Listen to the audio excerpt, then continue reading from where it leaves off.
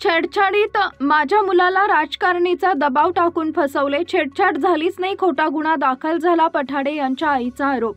आज दिनांक 5 जुलै रोजी सायंकाळी 5 वाजता मिळालेल्या माहितीनुसार जालन्यात यमुना नगर इथं छेडछाडीला विरोध केल्याप्रकरणी मारहाण करण्यात आली असल्याचा चंदनजीरा पोलीस स्टेशन इथं गुन्हा दाखल करण्यात आलाय।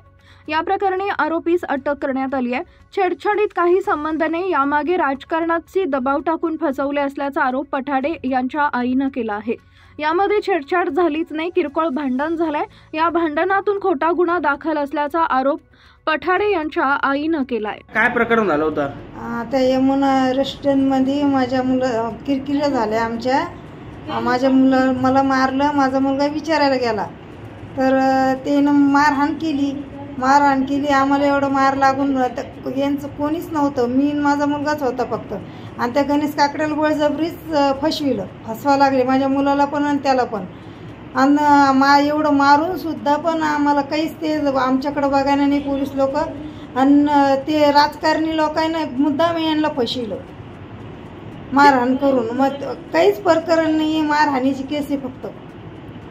त्यांनी एक गुन्हा दाखल केलेला आहे की याच्यामध्ये छेडछाड आहे आणि छेडछाडीची काहीच केस नाही आहे, छेडछाडीचं काहीच नाही, प्रकरणच नाही आहे काही।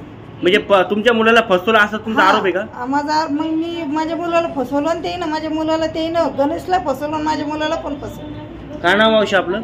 माझा अनिता अंकुश पठाडे। प्रकरण झालं होतं आमचे मोठे बंधू गणेश भाऊ काकडे आणि सचिन भाऊ पठाडे यांचं काहीच वाद नसताना यांच्या आईला मारहाण केली। त्याच्यानंतर मारहाण केल्याच्या नंतर समजा सचिन भाऊ विचारायला गेले, त्याच्यानंतर त्यांनी स्वतः मारहाण चालू केली। मारहाण चालू केल्याच्या नंतर समजा दोन्ही गटाकडून प्रतिक्रिया चालू झाली। यांनी बळजबरी त्याला 300 समजा छेडछाडीचं प्रकरण, ॲट्रॉसिटीचा वगैरे, त्याच्यानंतर समजा 307 वगैरे चालू केली। ते काहीच नसताना आणि त्याच्यानंतर त्यांनी समाज वगैरे दाखवलं त्याच्यामध्ये। समजा ॲट्रॉसिटी दाखवायची गरज नव्हती त्या गोष्टीमध्ये, पण तरी बी ते ॲट्रॉसिटी दाखवत आहेत। आज जो माणूस आहे समजा काय नाव आहे त्याचं, गणेश पट्टे, तो 302चा गुन्हेगार आहे। 302चा गुन्हेगार असताना बी तो समजा जो सुट्टीवर आहे तो माणूस स्वतः समजा गुन्हा दाखल करते आमच्या भावावरती। ते आमच्यावर बी अन्याय होते, पण आमचं कोण ऐकणार आहे? लेडीजचे गुन्हे दाखल करायले तुम्ही, पण आमच्या माणसाचं कोण ऐकणार आहे? ह्या गोष्टीचं तुम्ही हे केलं पाहिजे। काय नाव आपलं? आणि उद्या अजय कोल्हे। काय मागणी तुमची आता? उद्या संसदेमध्ये समजा माझ्या भावांची हे करणार आहे, समजा नोंदणी वगैरे काय जे समजा त्यांच्या विरुद्ध कारवाई करणार आहे, पण हे कोणत्या बेसिसवर करणार आहे? खोटे गुन्हे दाखल करणार आहे तर कोणत्या बेसिसवर करणार आहे तुम्ही? माझं म्हणणं आहे अजय कुमार बन्सल सर, त्याच्यानंतर आनंद कुलकर्णी सर आणि समजा आपले PI चंदनजिराचे PI आपले काय म्हणते बाळासाहेब पवार सर, यांना एकच मागणी, जे खरे गुन्हेगार आहे त्यांना याच्याशी घाला, गुन्ह्यामध्ये टाका, नाही तर मग जे निर्दोष आहे त्यांना बाहेर काढा, बस। धन्यवाद। काय नाव आपलं? अजय कोल्हे।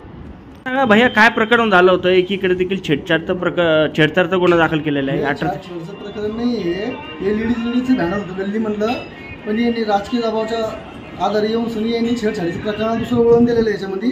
आणि प्लस पॉईंट म्हणजे असं आहे की माझा भाऊ गणेश काकडे हा घरामध्ये झोपला होता, तर त्याच्यावर 2 लाठी करून सनी पोलिसांना त्याच्यावर बळजबरी गुन्हा दाखल केलेला आहे।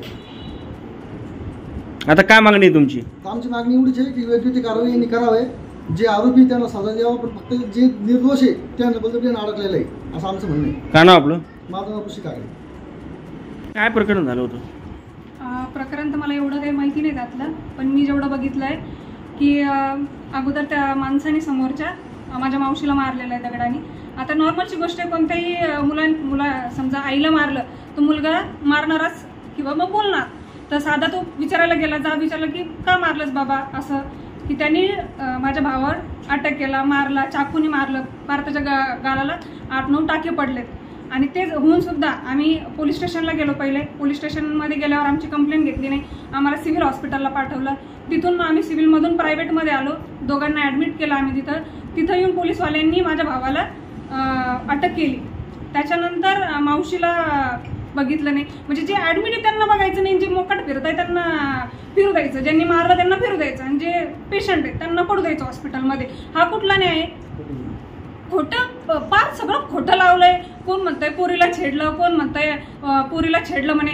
ती न्यूजमध्ये बातमी टाकली की पोरीला छेड केली म्हणून तिच्या बापाने मारलं म्हणून. म्हणजे इतपत खाली पडलेत लोक की स्वतःच्या गुन्ह्याच्या पायी पोरीचा वापर करताय की आमच्या पोरीला छेडलं. म्हणजे माणुसकी नावाची तर काही गोष्टच राहिलेली नाही. पहिली गोष्ट की मुलीला छेडलं म्हणजे दुसरं काही कारणच भेटलं नाही की मी स्वतः त्यांना मारल्यानंतर ते मला मारायला आले, हे कारण भेटलं नाही. म्हणून त्यांनी मुलीला समोर केलं. आणि छेडछाडीचं कारण, छेडछाडीचा गुन्हा नॉर्मल आहे, सगळ्यांवर टाकणं, लवकर पडतो गुन्हा, ऍक्शन लवकर घेतली जाते, समोरच्यावर कारवाई लवकर होती.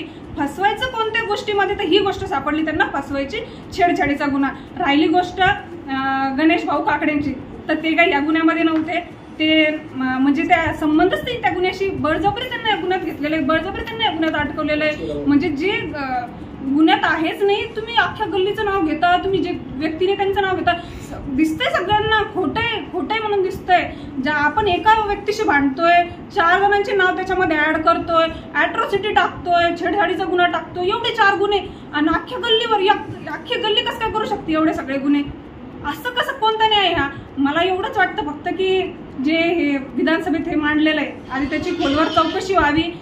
कोणी काय केलेलं आहे, कोणी छेडछाड केलेली आहे, या सगळ्या गोष्टींची चौकशी व्हावी. नंतरच ते प्रकरण पुढे वाढवण्यात यावं, एवढंच माझं म्हणणं आहे. आणि हा गुन्हा केला नाही केला हे कधी ठरतं? ज्यावेळेस शहानिशा होते, चौकशी होती, तिच्या घरच्यांना विचारलं जातं, माझ्या घरच्यांना म्हणजे माझ्या भावाला विचारलं जातं, त्या माणसाला विचारलं जातं. ह्या गोष्टी ते माणूस तर फरार आहे, ते मस्त राहताय, खाताय पिता. आम्ही 2 दिवसांनी हॉस्पिटलमध्ये, माझा भाऊ तिकडं पडलेला आहे, त्याच्या तोंडाला फार घाव बिव लागलेले. त्याला कोणी विचारलं का तुला कोणी मारलेत घाव, की बाबा कशामुळे लागलेत? त्याच्यावर गुन्हा टाकला, गुन्हा टाकून मोकळे.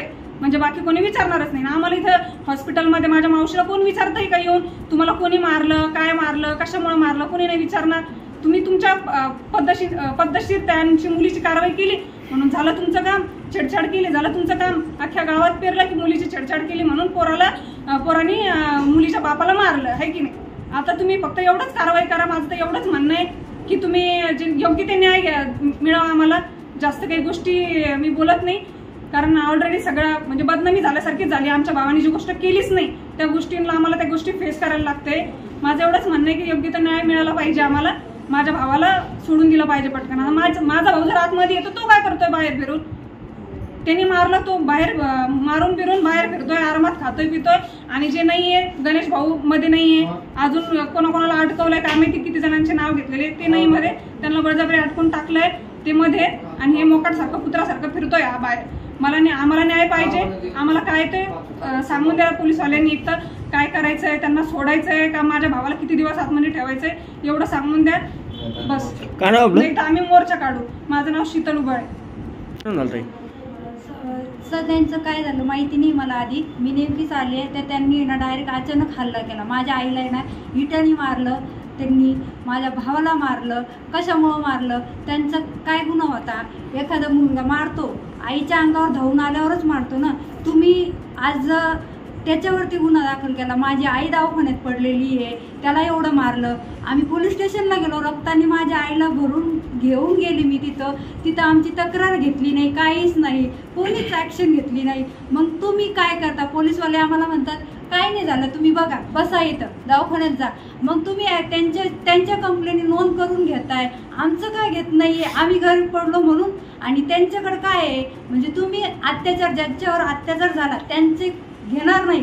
आणि माझ्या आईला ॲडमिट केलेलं आहे दवाखान्यामध्ये. ती आज 2 दिवस झालं, तिला रक्ताने एवढं डोकं फुटलेलं आहे, ती ॲडमिट आहे, तिला चक्र येत आहे, तरीसुद्धा तिला काहीच करत नाहीये तुम्ही. त्या लोकांना सोडून दिलं. आणि माझ्या भावाला ॲडमिट केलेलं होतं, त्याला मार लागलेला आहे, त्याला टाके पडलेत, त्याला त्यांनी चाकूनी याच्यानी घाव केलेत, तरीसुद्धा तो दवाखान्यातून, त्याला पोलीसवाल्यांनी दवाखान्यातून उचलून नेलं. मग कोणता गुन्हा होता त्याचा असा की त्याला दवाखान्यातून, आणि कोणता कायदा आहे असा की पेशंटला दवाखान्यातून उचलून यायचं आणि ज्यांना काहीच लागलेलं नाहीये त्यांना तुम्ही निर्दोष बाहेर सोडता? आज माझे आई वडील आज आम्ही घरी सुद्धा जाऊ शकत नाही. त्यांचे घरी एवढे मोठे पाहुणे बसलेले आहेत, आम्हाला बाहेर, आम्ही 4 दिवस झालं दवाखान्यामध्ये झोपतोय. माझी माझ्या आईला घेऊन आम्ही 4 दिवस झाले दवाखान्यामध्ये, आमचं कोणीच काही करू शकत नाही. मग पोलीसवाले झोपलेत का सगळे? पोलीसवाले येतात आणि काय झालं विचारतात आणि चालतात. पुढे आम्ही काय करायचं? आम्ही कुठं जायचं? आज आम्ही मुली आहेत, आम्ही आमच्या घरी जाऊ, पण माझे आई वडील कुठं जाणार आहे? ते आज कुठं जाणार आहे? कुठे राहणार ते? कोणाच्या घरी? आज ती एकटी राहते माझी आई घरामध्ये. आज त्या माणसानी येऊन तिला डायरेक्ट मारलं. मग तिला जर उद्या जीवे मारायला लागल्यावरती तुम्ही कधी येणार? तिला मारून टाकल्यावरती येणार का तुम्ही? तुम्ही मारून टाकल्यावर येणार का तुम्ही? म्हणजे काय कोणत्या याच्यामध्ये करता आणि त्याच्यावरती गुन्हा दाखल करता? माझ्या भावाला मारलेलं दिसलं नाही तुम्हाला, माझ्या आईला मारलेलं दिसलं नाही आणि तुम्ही म्हणता. आणि त्याच्यामध्ये मुलीचं प्रकरण टाकलं की मुली म्हणजे छेडछाड केली. माझा भाऊ छेडछाड करायला गेला. कोणत्या पण आईला मारल्यावरती तो बोलणार त्यांच्या मुली माझ्या आईला मारताय, आम्ही धरायला गेलो तर त्या डायरेक्ट माझ्या भावाला बोलताय की आम्ही तुझ्यावर बलात्कारची केस टाकू आणि तुम्ही त्यांचं ऐकताय. मग त्याला का अटक केलं? जर माझ्या भावाला सोडा, निर्दोष आहे म्हणून तुम्ही हे करा, कारण की माझा भाऊ निर्दोष आहे. आणि जे आहे शेजारी गणेश म्हणून आहे ना, त्यांचा काही संबंध नव्हता, ते तर नव्हते पण तिथं. पण माझा भाऊ जो आहे त्याला आणि गणेशला बाहेर सोडा, आमचं हेच म्हणणं आहे. नाहीतर त्यांना पण आतमध्ये टाका, त्यांच्यावर जो कायदेशीर निर्णय तो घ्या तुम्ही, नाहीतर मग त्यांना सोडा. माझ्या भावानी आणि गणेशनी काहीच नाही केलेलं आहे. हे फक्त त्यांचं काय राजनीतीमध्ये असेल ते माहीत नाही आम्हाला, पण आमच्या गरिबांना नका फसवू तुम्ही. आम्ही आमचे पोटं भरतो, काम करतो. आज माझी आई धुणं भांड्याचं काम करतीये, बाहेर काम करतीये, तरी सुद्धा तुम्ही तिच्यावरती हे करताय. कसं जमणार? हे गरिबाच्या लोकांना असं नाही करायचं. काय नाव आपलं? माझं नाव मनीषा आहे. आडनाव? मनीषा गुले.